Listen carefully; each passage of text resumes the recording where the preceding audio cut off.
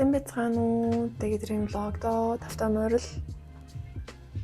За энэ удаагийнхаа дугаар дээр 12 сарыг хэрхэн өнгөрүүлсэн тухайга энгийн хөөрхөн бичлэг влог бэлдсэн байгаа. Тэгээд таалан сойрхноо. Амралтын өдрүүдээр найзуудтайгаа уулзаад гоё бранч идсэн. Би болохоор зүгээр матча латте уусан юм байна. За тийм нь болохоор Зайсангийн River Garden-ийн тэндэдэг шинэ рокийн салбар орж үзсэн юм. Гоё байсан. Тэр өдөр цастайсан болохоор ер нь бол гэрлүүгөө алхаж хайрсан. 28 өдрийн дасгал хийх чаленжаа эхний сараа дуусгасан. 2 дахь сар руугаа доорсон байгаа. Аль болох өдөр алхасгүйгээр өдөр болгон дасгалаа хийхийг хичээж байгаа. Тэгээд үр дүн гэсэн мэдэгдээд ер нь бол айгүй гоё байгаа.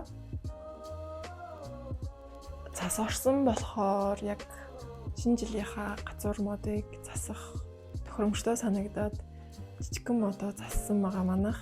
Нөгөө хөөрхийн жижигхэн модтой. Тэгээд зайч бага эзэлдэг. Ерөнхийдөө жижигхэн гэрте болохоор бас яг юм жижиг мод айгүй хөөрхөн яг тохирж байгаа юм шиг санагдсан. Тэгээд хөөрхөн чимэглүүдэд тавиад ерөнхийдөө шинэ жилийн уур амьсгал гэртээ жоохон ч гэсэн оруулсан байгаа.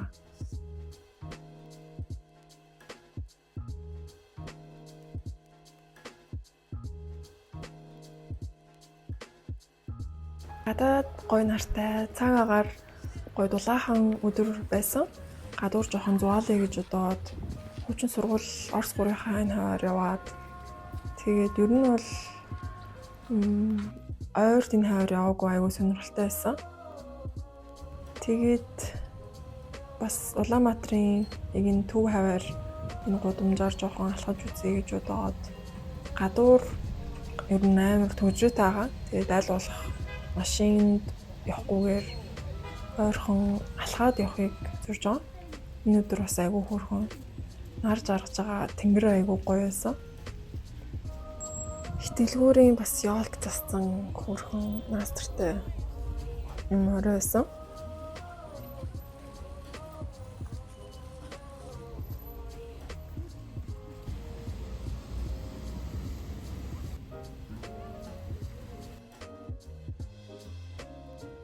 Хитгэлгүүрийн хажууд байдаг юм доошо подвал руу ороод байдаг юм бичигэрийн дэлгүүр орж үзсэн чинь айгүй гоё зургийн дэвтэр бас олж авсан эндээс. Тэгээ харих замдаа жоохон гэрийнхаа гадаа суусан чинь энэ хөөрхөн нохоо хурж ирээд миний ууртаас суугаад надад хань болсон. Амар хөөрхөн.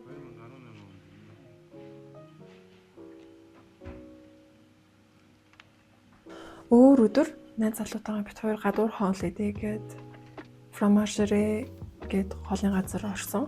Ер нь бол аль болох гадуур хоол идэхгүй байхыг хичээдэг. Тэгээд сардаа 1 ч юм 2 удаа л ер нь цөөхөн гадуур хоол идэхийг зорж байгаа. Тэгээ яг тэгж цөөн оронгууд бас айгүй илүү гоё санагдсан. Тэгээ гэрте өдрүүддээ гэрээсээ гадаа гарсан үедээ ер нь аль болох нартай үеэр нарны гэрлээ авахыг хичээгээд одоо болохоор найзтайгаа уулзгаад Централ Таварт байдаг Пол Бейкер руу явчихна. Нэг удаан уучлаагүй гайгүй жоохон хүлээж зогсож байгаад дотор нь ороод ирсэн. Пол Бейкерэд би 2 тудаага орж үзсэн. Тэгээ ийм амар том орон зайтай нээлттэй заалт болохоор ерөнхийдөө бүх хүмүүсийг ажиглахад айгүй юм сонирхолтой газар шиг санагдсан. Тэгээд бид хоёр десерт захиалаад цай уусан. Манай найз хөөрхөн Шанхайс надаа намайг боддуулсан бэлгэнүүдийг намд өгсөн. За тэгээд оройн нь багийнхаа эмэгтэй найзуудтайгаа кивигийн тоглолт үзэн гээд билет авсан байсан. Цагтаа ирсэн чинь ерөнхийдөө цагтаа эхэлж таараагүй. Нэг 40 минут ч юм уу хүлээж аваад тоглолт нь эхэлсэн. Анх удаага кивигийн тоглолтыг үзсэн байна миний хувьд. Тэгээд кивигийн 20 жилийн тоглолт байсан. Маш олон эмэгтэйчүүд цугларсан байсан. Тэгээд ерөнхийдөө миний хувьд бол сонирхолтой байсан. Яг тоглолтын хувьд бол нэг амар гоё санагдаагүй. Харамсалтай. Гэхдээ би нэг ингэж орж гардаг болохоор бас сонирхолтой байсан. Би урд нь нэг том пазл эвлүүлэх гээд юусоо чадаагүй. Гэхдээ энэ удаад юм жижигхэн 180 ширхтээ пазл эвлүүлсэн чинь хамаагүй гоё байсан. Тэгээд дээрэс нь бас миний хамгийн дуртай зураг манай болохоор эвлүүлэхэд бол амар гоё байсан. Ийм жижигхэн пазл бол айгүй гоё юм байлаа. Сүүлийн үед тэгээд илүү одоо цагтаа байхыг хичээгээд өөртөө сул орон зай өгөхийг одоо оролдож байгаа. Ном унших нь надад маш их тусалсан. Тэгээд Харуки Муракамигийн short story-тэй ном уншиж эхлүүлсэн. Short story-тэй ном унших ер нь айгүй гоё юм билээ. Яагаад гэвэл short story-гоо дуусгачингууд илүү тийм ямар нэгэн зүйлийг дуусгасан юм шиг мэдрэмж авч байгаа болохоор хэрвээ одоо ном уншиж чадахгүй юм блогтой байвал энэ номыг бас уншихыг би санал болгож байна. Уншихад ерөнхийдөө богинохон зохиолууд болохоор дуусгахад илүү амар, үргэлжлүүлэхэд илүү амар санагдсан. Харуки Муракамигийн номыг хэрэг уншижсэн бол мэдэх бах. Ер нь айгүй юм онцгой, содон мэдрэмж өгдөг зохиол бичдэг, зохиолчдаг. Надад бол таалагддаг. Тэгээд яг энэ ном нь бол илүү тийм хөнгөн санагдсан.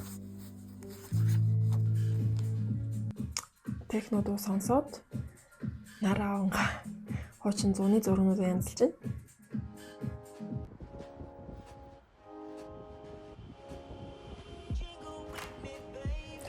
Гадаа цагаагаар гоё байсан болохоор гадаа жоохон гараа гэж бодоод нэг тайвны бүрээр халахсан чинь амар хөөрхөн галуунууд голын гол дээр бэс тэгээд би баг анх удаага эдрийг ингэж харсан баха.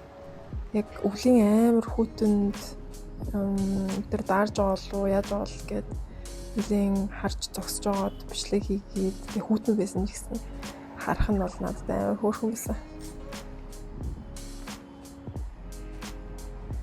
Тэгээд таны гүр өнгөрчүүд Милая орж хоол идэ гэж бодоод хоол сонгоод тэгээд эзэн байгаа. Милаягийн даваа тал нь юм бол айгүй боломжийн үнэтэй. Тэгээд саний сонгосон хоол маань болохоор нийлээд нэг 13,880 төгрөг болсон юм байна.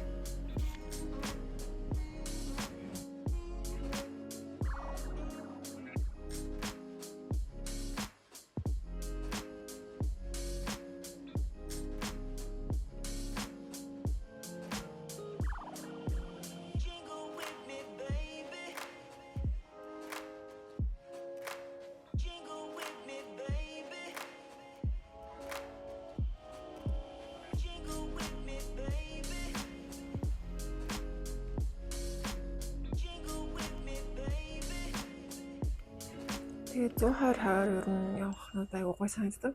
Энэ хаваа яг нөгөө хуучны тэр мэдрэмж нь нэг алдагдаагүй бүтцэн хэвээрээ байдаг. Тэгээд энэ хавьд байдаг жижигхэн дэлгүүрүүд нь ч гэсэн хөөрхөн санагддаг шүү. За би тэгээд тако дэлгүүр рүү явж байгаа. Та нар бас мэддэг нь хараа таньж байгаа. Гэхдээ энийг дараачихаа хэсэгтээ оруулъя. Тэгээд part 2 доо уулзцгаая. Баяртай.